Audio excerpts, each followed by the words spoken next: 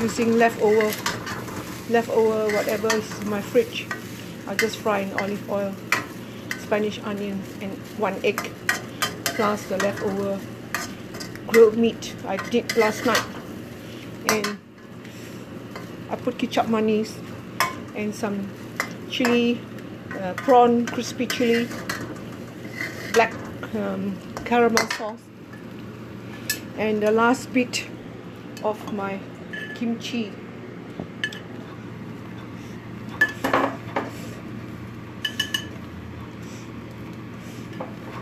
So this is a kimchi fried rice.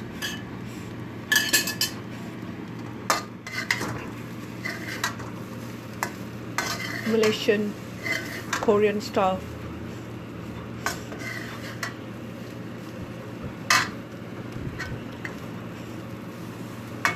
I'm Nancy. I've got a cooking channel called Cooking with Nancy, all in one word, small case. Please visit and see all the different types of methods and suggestion of what to cook for daily meal. Simple, tasty, economical, and very, very delicious. Wow. Thank you. I'm gonna enjoy this. You enjoy yours, okay? Thank you. Unless you cook what I have on video, you can have it too.